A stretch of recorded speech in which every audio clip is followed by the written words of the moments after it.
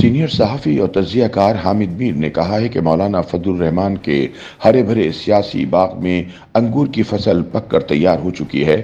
اس فصل کے میٹھے انگور کھانے کی خواہش مسلم لیگ نون کی بھی ہے، پیپلز پارٹی کی بھی ہے اور تحریک انصاف والوں کی بھی ہے، لیکن مولانا صبر کا مشورہ دیتے ہوئے بتا رہے ہیں کہ وہ خود تحفے کے طور پر اپنے باغ کے کچھ انگور قابل اعتماد دوستوں کو بھجوا دیں گے۔ ساتھ ہی انہوں نے خبردار کیا کہ اگر کوئی چالاکی سے ان کے انگور چرانے کی کوشش کرے گا تو یاد رکھے کہ وہ انگور کھٹے نکلیں گے، لہٰذا سب کو انتظار کرنا ہوگا۔ یعنی اب نون لیگ، پیپلز پارٹی اور تحریک انصاف والے مانگنے والے بن چکے ہیں اور مولانا دینے والے بنے ہوئے ہیں۔ ایسے میں اگر کسی کو میٹھے انگور ملیں گے تو مولانا کی مرضی سے ملیں گے۔ اپنے تازہ سیاسی تجزیے میں حامد میر کہتے ہیں کہ اللہ تعالیٰ جس کو چاہتا ہے عزت بخشتا ہے اور جس کو چاہتا ہے رسوا کر دیتا ہے۔ ہمارے سامنے اس کی زندہ مثال مولانا فضل الرحمان کی ذات ہے۔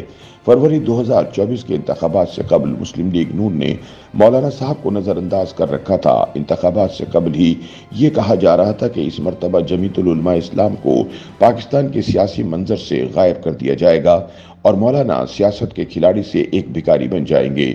عمران کے دور حکومت میں مسلم لیگ نون پر برا وقت تھا تو اس جماعت نے پی ڈی ایم کے نام سے ایک اتحاد تشکیل دے کر مولانا فضل الرحمان کو اس کا سربراہ بنایا۔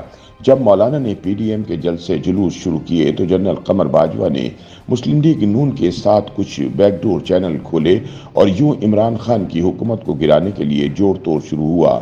حکومت کی تبدیلی کے بعد شہباز شریف وزیر اعظم بن گئے۔ انہیں جب بھی سیاسی قوت کے مظاہرے کی ضرورت پڑتی تو وہ مولانا سے مدد مانگتے تھے، کیونکہ جے یو آئی ان کی حکومت میں شامل تھی۔ نواز شریف کی وطن واپسی کے بعد دانستہ طور پر مولانا فضل الرحمان سے فاصلے پیدا کیے گئے تاکہ مسلم لیگ نون کو بنیاد پرستوں کا اتحادی نہ سمجھا جائے۔ حامد میر کا کہنا ہے کہ مولانا کافی عرصہ اس غلط فہمی میں رہے کہ پی ڈی ایم کے سربراہ کی حیثیت سے مسلم لیگ نون انتخابات میں ان کے ساتھ اتحاد قائم کرے گی۔ ان کی غلط فہمی اس وقت دور ہوئی جب مسلم لیگ نون نے ان سے کہا کہ آپ کے امیدوار شیر کے نشان پر انتخابات میں حصہ لیں تو ہم کچھ نشستیں آپ کو دے دیتے ہیں۔ مولانا کو یقین ہو گیا کہ مسلم لیگ نون تنہا پرواز کا فیصلہ کر چکی ہے، لہٰذا انہوں نے بحث مباحثے کی بجائے معاملات اللہ پر چھوڑ دیے۔ حفاظتی تدبیر کے طور پر انہوں نے ڈیرہ اسماعیل خان کے ساتھ پشین سے بھی کاغذات نامزدگی جمع کرا دیے۔ ڈیرہ میں ان کا مقابلہ علی امین گنڈا پور سے تھا۔ گنڈا پور جیت گئے۔ مولانا نے پشین کی نشست سے کامیابی حاصل کی۔ جب انہوں نے دھاندلی کے الزامات لگائے تو مسلم لیگ نون نے کہا کہ آپ کے مقابلے پر تو تحریک انصاف والوں کو کامیابی ملی ہے، آپ ان کے خلاف احتجاج کریں۔ پی ٹی آئی والے مولانا کے خلاف اپنے پرانے الزامات کو بھلا کر ان کے ساتھ سیاسی اتحاد قائم کرنے کی کوشش میں لگ گئے۔ مولانا نے اس معاملے میں احتیاط کا مظاہرہ کیا۔ جنرل ضیاء الحق کے دور آمریت میں وہ بحالی جمہوریت کی تحریک میں پیپلز پارٹی کے اتحادی بنے، لیکن 1988 میں پیپلز پارٹی نے جے یو آئی کو نظر انداز کر کے اس وقت کے صدر غلام اسحاق خان اور army chief general Aslam Beg کے ساتھ ڈیل کر کے اقتدار حاصل کیا۔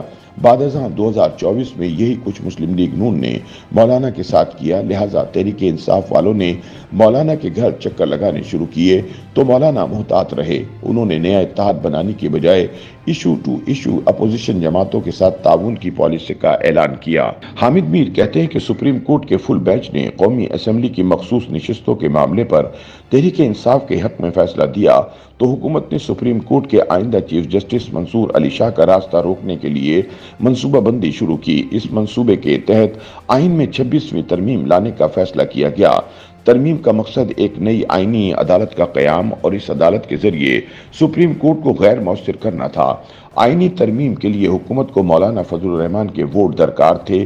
ان ووٹوں کے حصول کے لیے صدر آصف علی زرداری اور وزیر اعظم شہباز شریف خود چل کر مولانا کے پاس گئے اور ان سے ووٹ مانگے۔ مولانا نے بڑے واضح الفاظ میں وزیر اعظم کو کہا کہ آپ ایک تجربہ کار سیاستدان ہیں، اگر آپ میری جگہ ہوں تو کیا آپ راتوں رات اتنا بڑا یو ٹرن لیں گے؟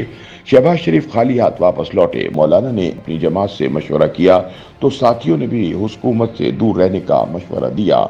اس دوران کچھ حکومتی شخصیات یہ دعویٰ کرتی رہی کہ مولانا فضل الرحمان ہمارے دام الفت میں گرفتار ہو چکے ہیں۔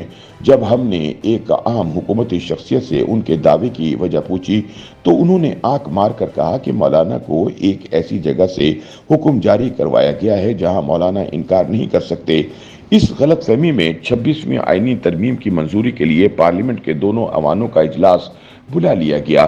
जब इस आईनी तरमीम का मुसव्विदा मौलाना को फराहम किया गया तो उन्होंने सबसे ज्यादा एतराजात आइन की दफा 8 में की जाने वाली तब्दीलियों पर किए। हामिद मीर के मुताबिक दफा 8 बुनियादी इंसानी हुकूक से मुतालिक है। जब मौलाना ने एक इजलास में वजीर कानून आजम नजीर तारड़ के सामने अपने तहफ़्फ़ुज़ात का इज़हार किया तो उन्होंने बड़ी शाहाना तमकनत से मेज पर हाथ मार कर कहा कि हम हर कीमत पर इस तरमीम को मंजूर कराने का फैसला कर चुके हैं। ये वो मौका था जब मौलाना को वजीर साहब की शाहाना तमकनत में रऊनत की झलक नजर आई और उन्होंने इस आईनी तरमीम के मुजव्वज़ा मुसव्वदे को मुस्तरद कर दिया।